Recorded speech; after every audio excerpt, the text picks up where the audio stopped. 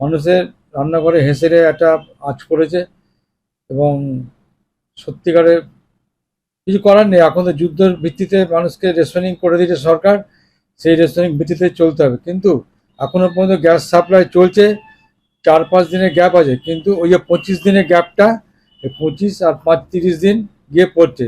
এতে মানুষ উদ্বেলিত হয়ে যাচ্ছে এবং বুকিংটা বেড়ে যাচ্ছে। হ্যাঁ, প্রচুর প্রচুর সকাল থেকে হাজার হাজার লোক আসছে, তাদের শুধু গ্যাস সমস্যা না, সেই সঙ্গে সঙ্গে তাদের বুকিংটাও মানে লক করে দিয়েছে। বুকিংটা আমাকে সার্ভার ডিস্টার্ব হয়ে যাচ্ছে, সার্ভারে তারা বুক করতে পারছে না, বিভিন্ন রকমের হ্যারাসমেন্ট হচ্ছে কাস্টমাররা। আমাদের এমনি নর্মালি 1000-1200 এই বুকিং হয়, সেই জায়গায় 4000-5000 বুকিং ঢুকছে।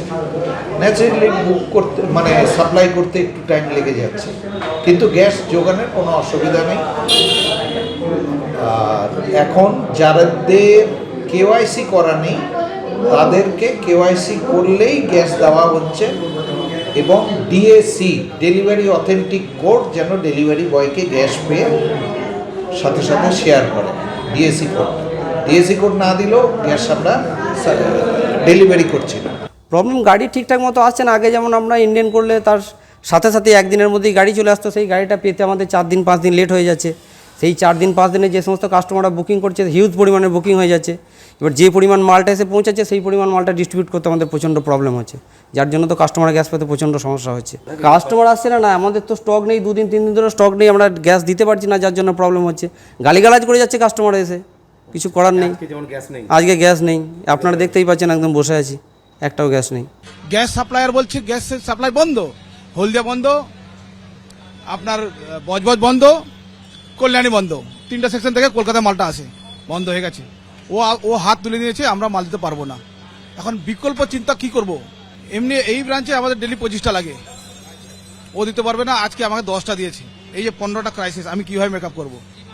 ওটা নিয়ে টেনশন। তো হয়তো আমাদের প্রোডাকশন রান্না প্রোডাকশনটা বন্ধ করতে হবে, কম করাতে হবে, এভাবে চালাতে হবে এরকম করে। এই মুহূর্তে আমাদের কাছে মোটামুটি যা স্টক আছে সেগুলোকে একটুখানি ঠিক মতো এগিয়ে কাজ করবার জন্য কিছুদিনের জন্য স্টক আছে, সেটাকে যাতে আরো যতক্ষণ অব্দি আমরা ফ্রেশ সাপ্লাই না পাই তার জন্য কিছুটা নিয়ন্ত্রণ করা হচ্ছে। এই নিয়ন্ত্রণে আমাদের সবারই সহযোগিতা লাগবে।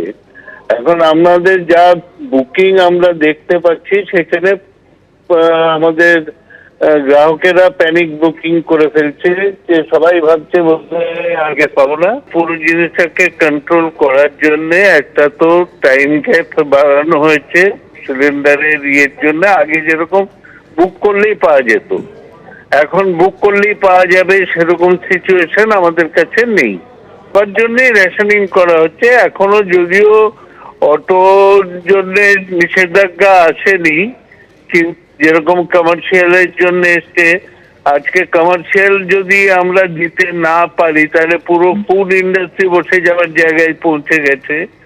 সেই জায়গাগুলোকে আমাদেরকে চিন্তা ভাবনা করতে হচ্ছে। সবকিছু মিলিয়ে মিলেমিশে সবাইকে একটু ধৈর্য ধরে করতে হবে। এবিপি আনন্দ, এগিয়ে থাকে, এগিয়ে রাখে।